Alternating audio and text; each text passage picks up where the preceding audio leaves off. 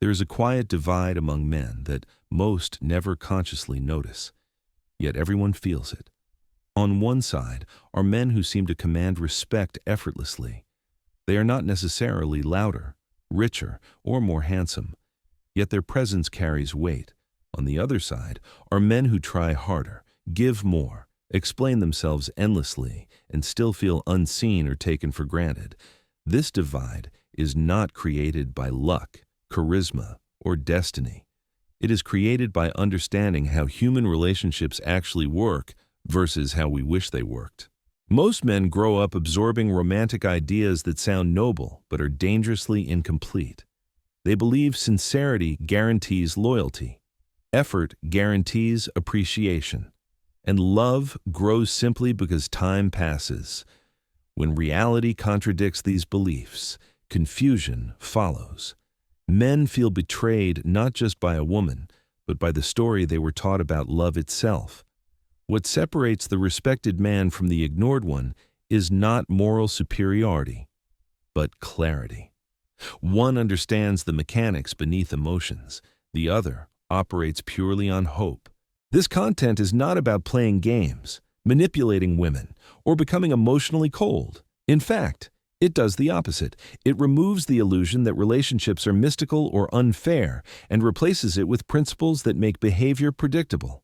When you understand these principles, manipulation becomes obvious, emotional traps lose their power, and you stop sacrificing your dignity in the name of connection.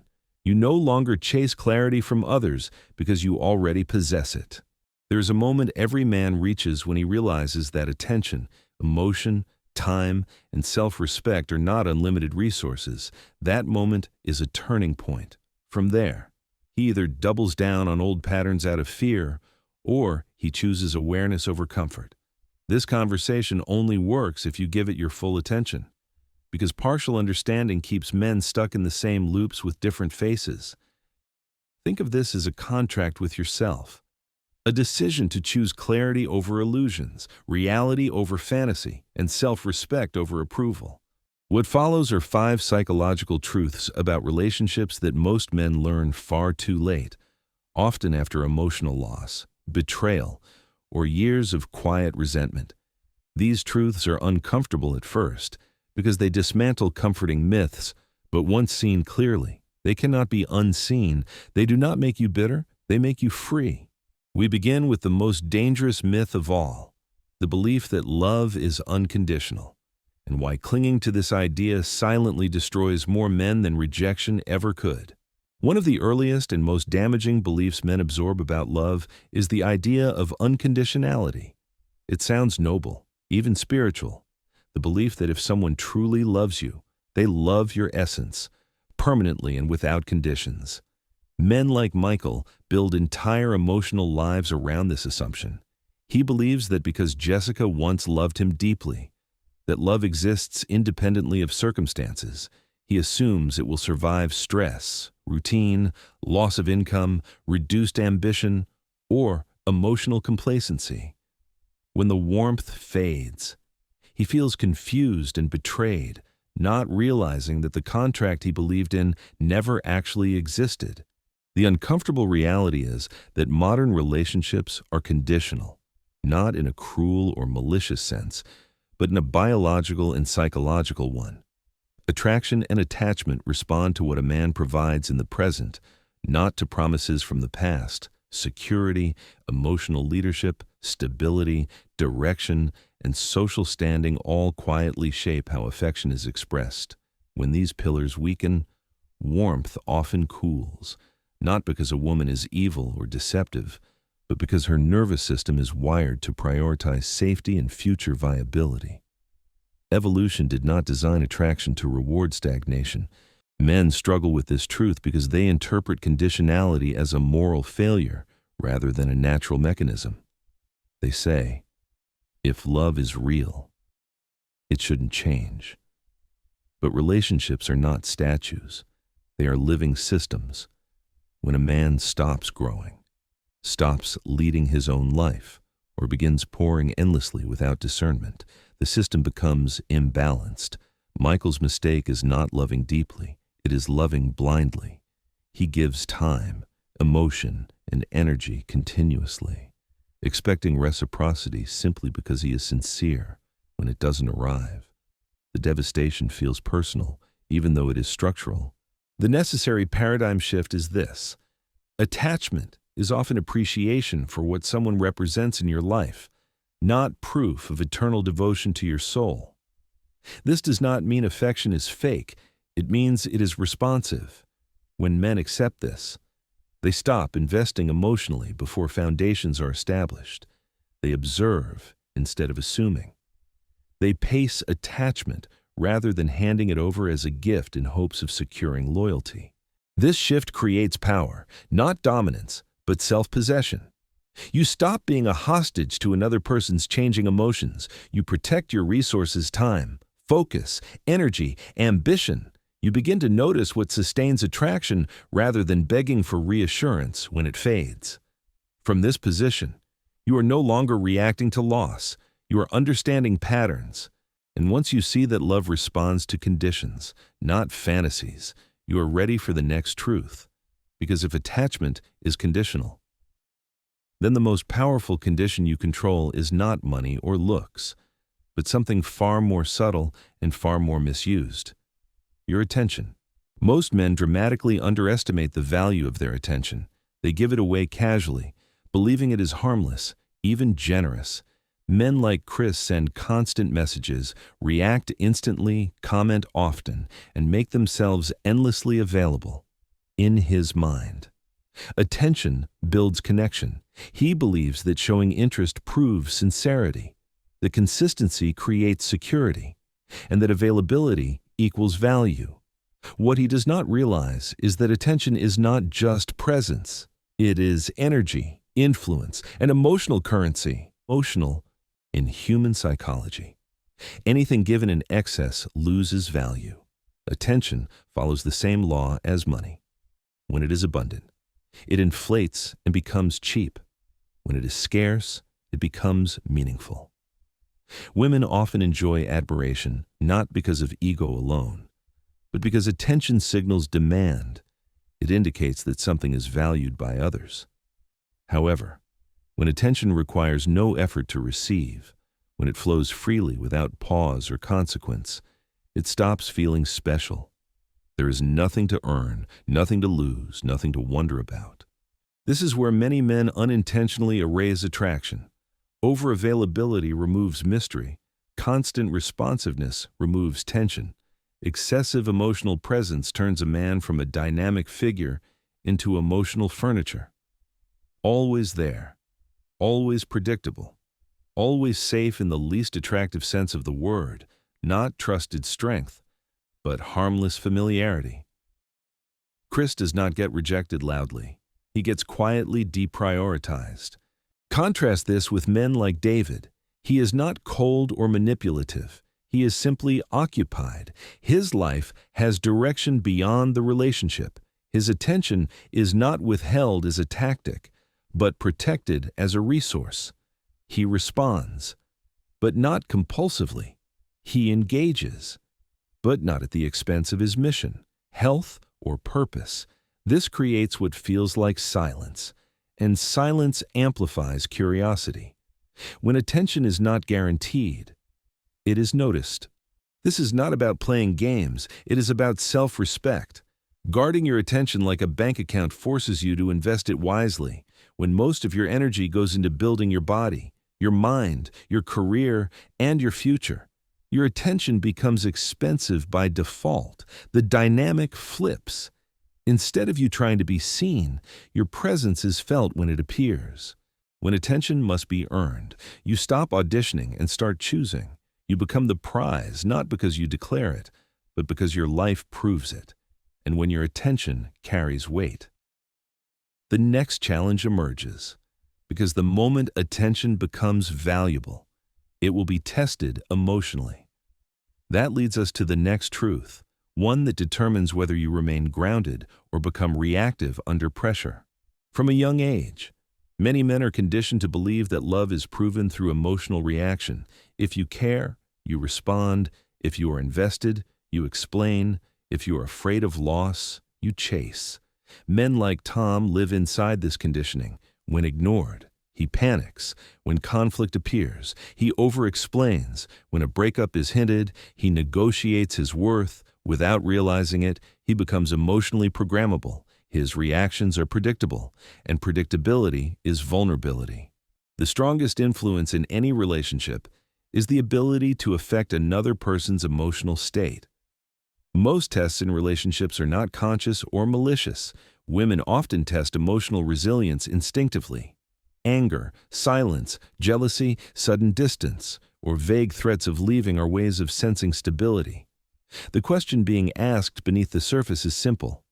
Will this man remain grounded when the emotional weather changes, or will he collapse into reaction? Men who react impulsively hand over control. Silence becomes a weapon. Hints of competitors become leverage. Fear of loss becomes a remote control. When a man's mood rises and falls based on another person's behavior, he is no longer leading his emotional world, he is renting it out. The tragedy is that many men believe this reactivity proves love, when in reality it erodes respect. Emotional sovereignty changes everything. It does not mean suppressing feelings or becoming indifferent. It means refusing to let emotions dictate your actions. A man with emotional sovereignty can feel discomfort without chasing relief. He can face conflict without escalating. He can hear dissatisfaction without collapsing into self-doubt. When silence appears, he does not scramble to fill it. When distance is introduced, he does not beg for closeness. This calmness is deeply unsettling to manipulation and deeply attractive to maturity. It forces respect because it signals internal stability. When a man does not panic at the idea of loss, the power dynamic shifts instantly. He communicates, without words, that he accepts outcomes rather than fears them. This creates safety, not boredom. Safety rooted in strength, not dependence. True strength in relationships is measured by how steady you remain in turbulence. Emotional sovereignty allows you to set the tone, not react to it, and whether the relationship deepens or ends, you leave with dignity intact. But emotional stability alone is not enough to truly be free. A man must remove the fear that fuels reaction in the first place. That fear disappears when you understand the power of options. One of the most destructive ideas men internalize is the belief that a woman is the prize, and the man's role is to chase, prove, and endure. This mindset quietly breeds scarcity. Men like Steve tolerate disrespect, mixed signals, and emotional imbalance not because they enjoy it, but because they believe there is no alternative. In his mind, losing her means losing everything. That fear keeps him compliant, agreeable, and increasingly invisible. The truth is that men always have options, but options are not something you are given. They are something you build. A man with no self-investment has no leverage. When his body is neglected, his ambition stagnant, his skills undeveloped, and his life small. Attachment becomes survival. He clings not because he loves deeply, but because he fears emptiness. Scarcity traps men in relationships that drain them while convincing them it is loyalty. When a man invests in himself relentlessly, the dynamic changes fundamentally. Physical strength, professional competence, social confidence, and personal mission expand his world. He is no longer dependent on one person for validation or meaning. This creates an abundance mindset, not arrogance, but grounded certainty. He knows he will be fine regardless of who stays or leaves. Women sense this immediately. A man with options does not cling. He does not negotiate attraction. He does not tolerate emotional games because he does not fear being alone. Paradoxically, the willingness to walk away is what often creates desire. When loss is no longer terrifying, manipulation loses its grip. Distance no longer controls you. Silence no longer destabilizes you. This does not mean treating relationships as disposable. It means choosing them freely. A man with options chooses his partner every day, not out of fear, but out of preference. That choice is felt. It commands respect because it is backed by reality, not words. Freedom is not avoiding attachment. Freedom is knowing you will not disappear if attachment ends. When a man builds himself into someone who is never desperate, he becomes emotionally untouchable. And once fear is removed, there is one final pillar that determines whether everything you have built holds or collapses. That pillar is self-respect. Many men believe love requires sacrifice, and while sacrifice has its place, sacrificing self-respect is where everything breaks. Men like John slowly erase their boundaries in the name of keeping peace. They tolerate raised voices, subtle insults, manipulation, and emotional neglect because they fear that asserting themselves will cost them affection. Over time, they become strangers to themselves, confused about why giving more results in receiving less. Without self-respect, a man is like a fortress with no walls. Anyone can walk in, rearrange the furniture, and leave damage behind. In relationships, weakness is not hidden for long. It is tested, often unconsciously. When boundaries are absent, tests increase, not because someone is cruel, but because the nervous system searches for structure. Each time a man allows disrespect without consequence, he teaches others how to treat him. Here is the harsh truth many avoid. Love without respect is not love. It is servitude. No amount of gifts, emotional labor, or loyalty can compensate for a man who abandons his own standards. Attraction does not grow in environments where dignity is negotiable. It fades quietly while resentment grows loudly inside the man who keeps swallowing his needs. Contrast this with men like Mark. He is not aggressive or controlling. He is clear. He knows what behavior he accepts and what he does not. No insults, no manipulation, no being taken for granted. When those lines are crossed, he addresses it calmly and decisively. If the behavior continues, he leaves, not in anger, but in alignment with his values. The paradox is powerful. The moment a man prioritizes self-respect over being liked, his words gain weight, his presence carries authority. He becomes more attractive not by demanding admiration, but by refusing to betray himself. Standards force choice.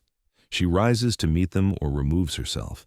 Either outcome is a win, because only one leads to peace. Self-respect is non-negotiable. It is the foundation beneath everything else. Without it, men rationalize disrespect and slowly lose themselves with it.